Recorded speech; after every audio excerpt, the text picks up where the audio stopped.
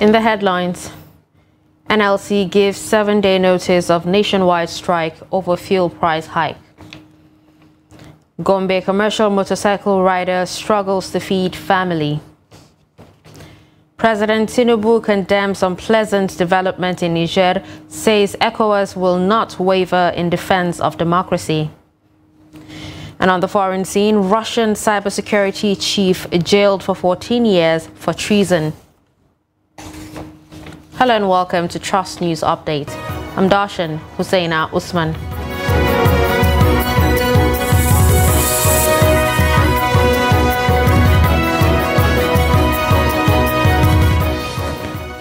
Now the news in detail.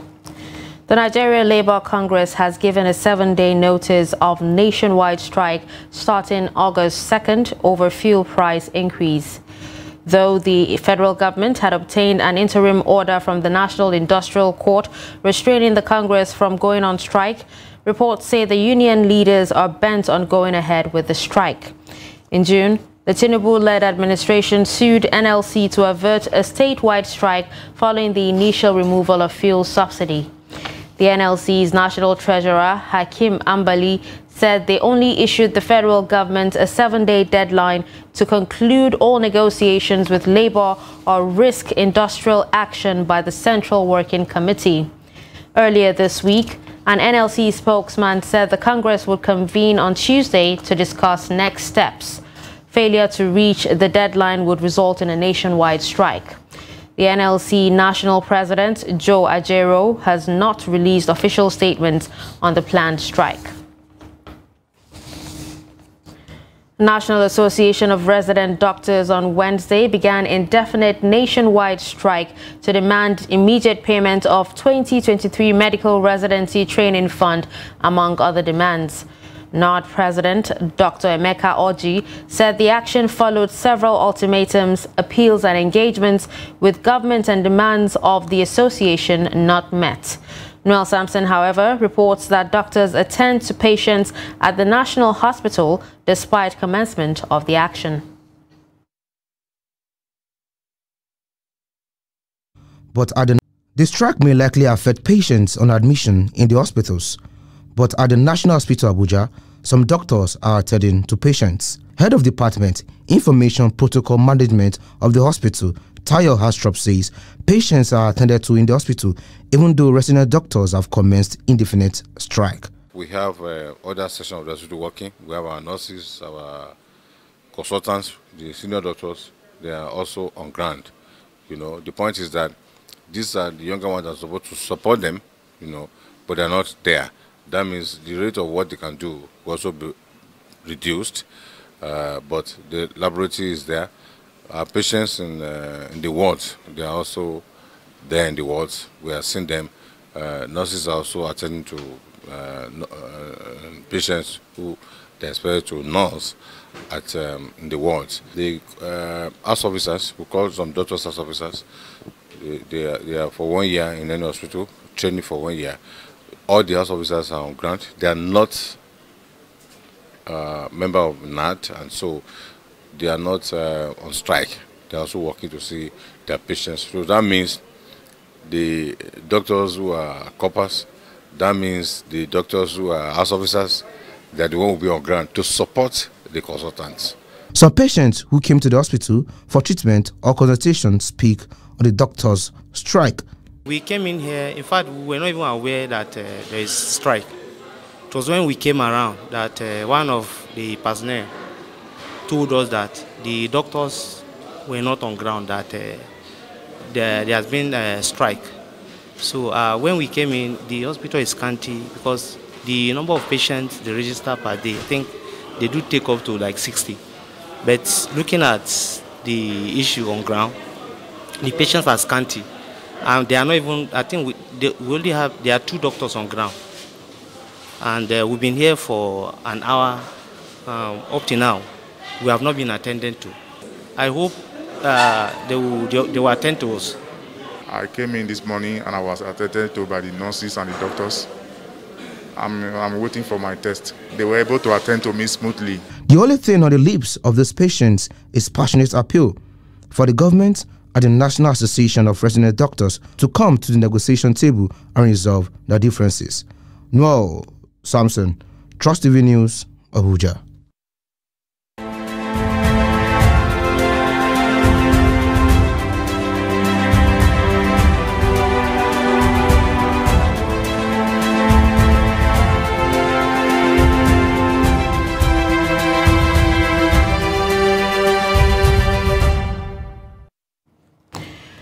Thousands of commercial motorcycle operators have been struggling to survive since the removal of fuel subsidy.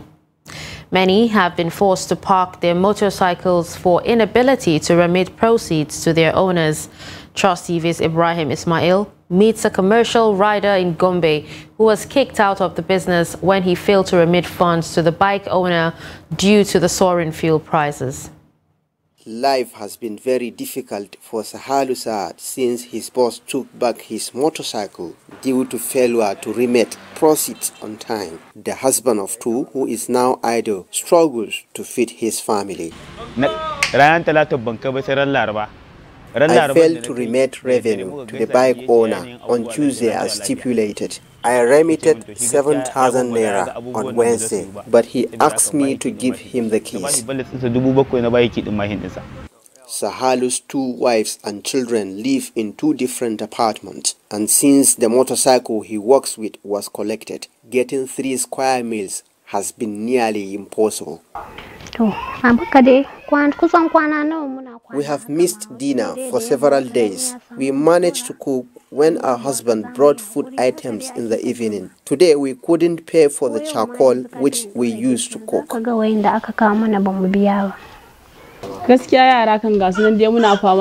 We have been struggling with the children. They used to cry because of hunger. We had to beg for food from our neighbors to feed the children.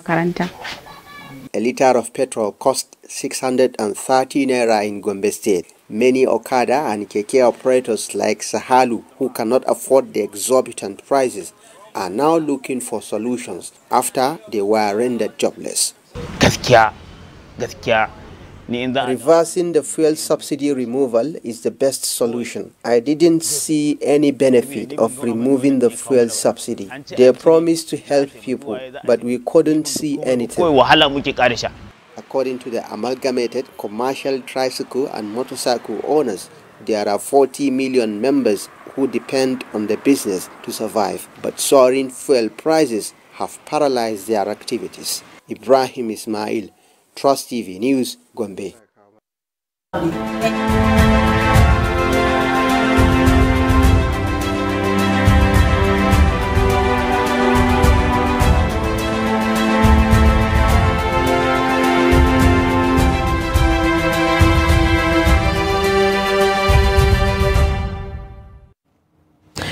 One unidentified person is feared killed on Wednesday as traders of Ogbete main market in Enugu State protested the sealing off of their shops by the state government. The Governor Peter Mbah administration in Enugu State had sealed some commercial banks and scores of shops for allegedly observing an illegal Monday sit-at-home order enforced by a faction of the proscribed indigenous people of Biafra in Enugu and other 5 southeast states. The state government had earlier warned that it would seal off shops of those who refused to open business on Monday in the name of observing a sit-at-home order. In protest, traders whose business premises were sealed trooped out on Wednesday to express their displeasure over the development. However, they were dispersed by the officers of the Enugu State Police Command, who asked them to go back to their business and leave the streets.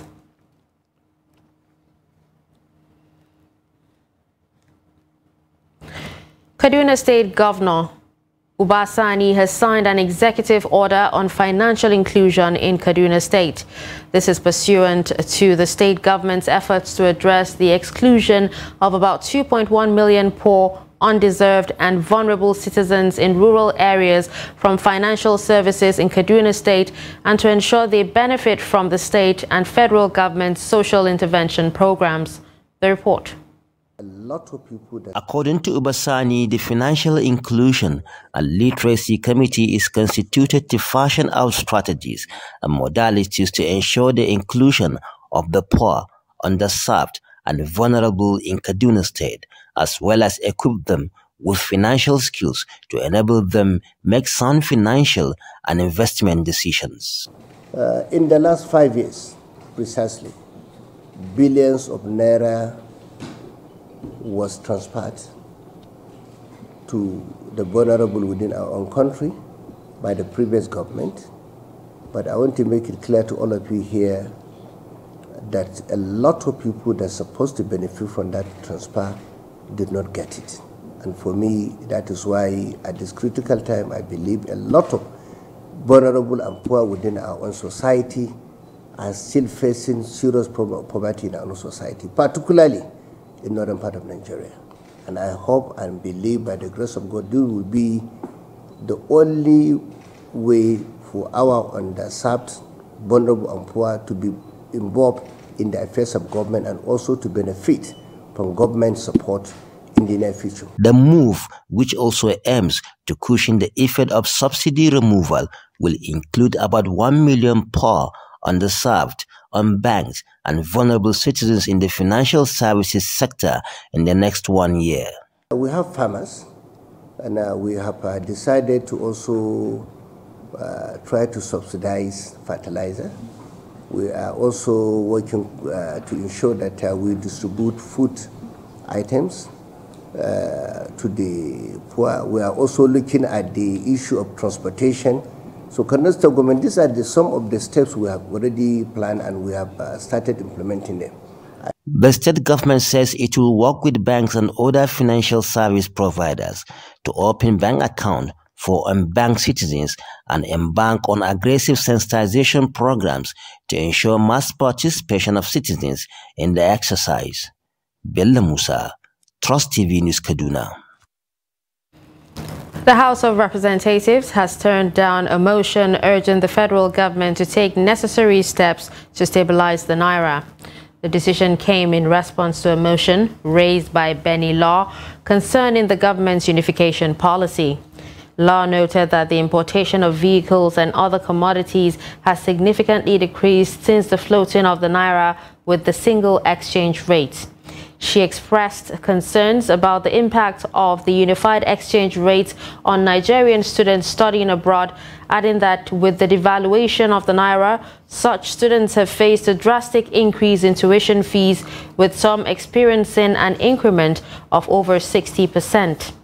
Law also warned about the potential of triggering an inflationary spiral, which could plunge Nigeria into an economic recession and depression. The motion sparked a heated debate among the lawmakers, with some supporting and others condemning it. When the matter was finally put to a vote, the Deputy Speaker ruled in favor of the opposing side, effectively rejecting the motion. The Senate has confirmed the appointment of the chairman, members and executive management of the board of the Northeast Development Commission. The nominees were confirmed following their screening during Wednesday's plenary. President Tinubu had, in a letter addressed to Senate President Godswill Akpabio and read last week, asked the Senate to approve the appointment of the nominees. The president said the request was in accordance with Section 5, subsection B of the NEDC Establishment Act. Speaking before his confirmation, Al-Ali, who was renominated as the agency's managing director, said the NEDC has so far executed over 600 projects across the states in the Northeast in different sectors, including housing and irrigation water projects.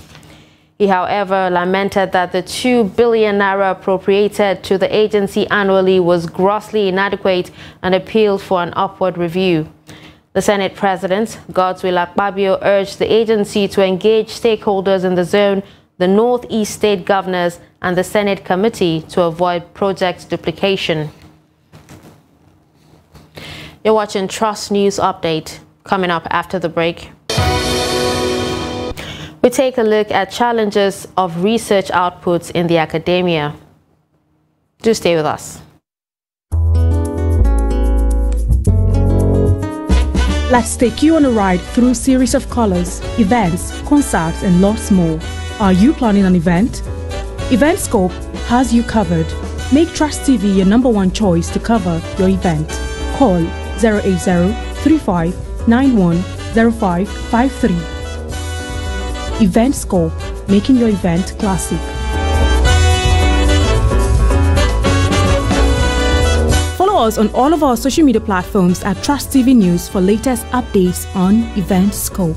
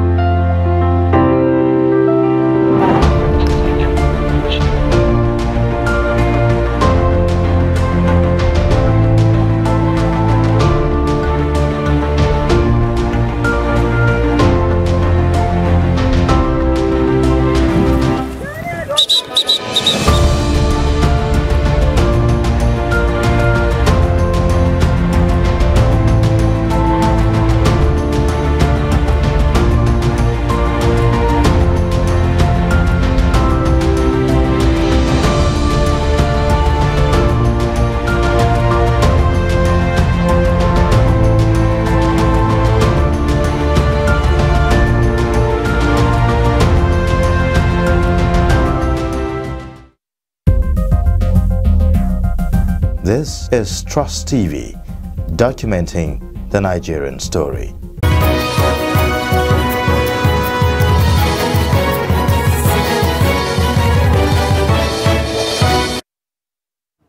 Welcome back and thanks for staying with us. You're still watching Trust News Update, a recap of our major stories. We told you that NLC gives 7-day notice of nationwide strike over fuel price hike. You also heard that Gombe commercial motorcycle rider struggles to feed family.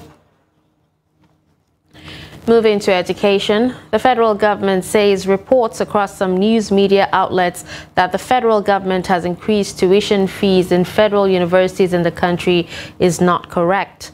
The presidency said it was aware that some universities have in recent weeks announced increase in the amount payable by students on sundry charges. This was contained in a statement signed by the Special Advisor to the President on Special Duties, Communications and Strategy, Dele Alake. According to Alake, the government has confirmed that the increase on discretionary charges by each university for hostel accommodation, registration, laboratory and other charges and not tuition fees. He noted that authorities of these universities even made this fact clear enough in explaining the rationale behind these new fees, adding that for avoidance of doubt, federal universities in Nigeria remain tuition-free. Funding research in Nigerian universities is still a challenge affecting productivity and outputs, as well as limiting the scope of research work. Experts at a 3-day research training in Bayero University, Kano, argue that strengthening writing skills of early researchers will significantly improve Nigeria's education system. Trust TV's correspondent Idris Jibrin reports that it is the first time early researchers in Nigerian universities are meeting in Kano to improve capacity.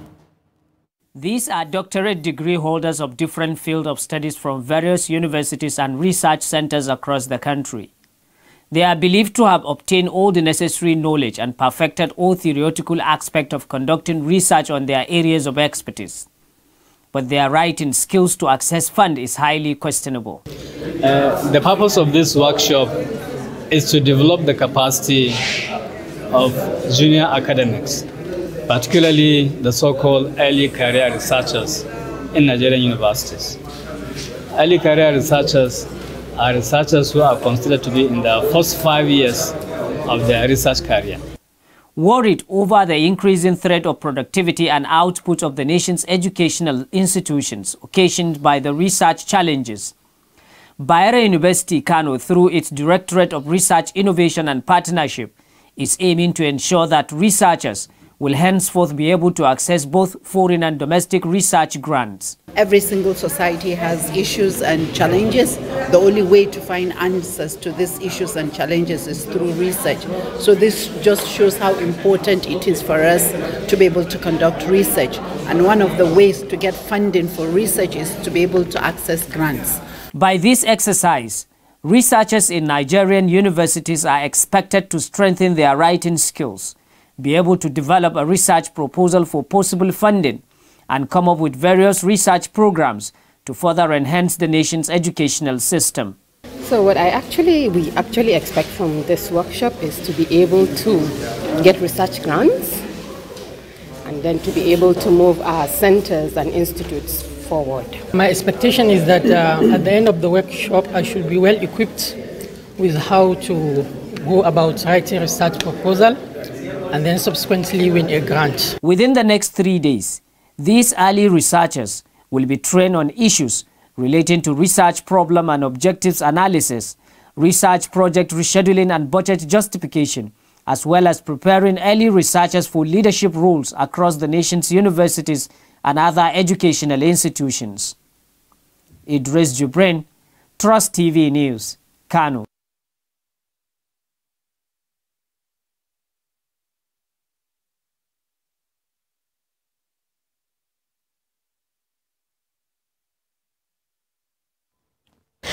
Niger State Governor Mohammed Umaru Bago has established the Ministry of Pastoral and Nomadic Affairs to cater for the needs of Fulani herders and also address the persistent herder-farmer conflict.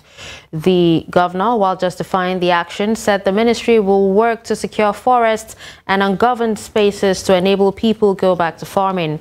He said government will not rest until it resolves the festering security challenges, especially banditry, to allow farmers return to the farm. The governor stated this when he received the new Assistant Inspector General, Zone 7, in Government House, Mina. We need to secure our forest and ungoverned spaces for our people to go back to farming so that we can be self-sustaining and also sell or export to other parts of this country. So as a matter of fact, we have created a ministry for pastoral and nomadic affairs to show the Fulani people that there are other things outside than just rearing cows. So we are calling on you to give us more support as a state, looking at our landmass, looking at our size and our potentials for this country, and also to support our divisions here in Niger State with more men and personnel, and also hard and software, in order to do more policing. It definitely requires some logistic support, and His Excellency has started. He gave the police command 12 vehicles just within 30 days, and we needed to come and appreciate him, even though we need more, and he has promised more. And we believe that with this support, going forward, Niger State will definitely begin to see more police presence in terms of visibility policing and in terms of response to distress, because now they have a vehicle to immediately respond to distress calls.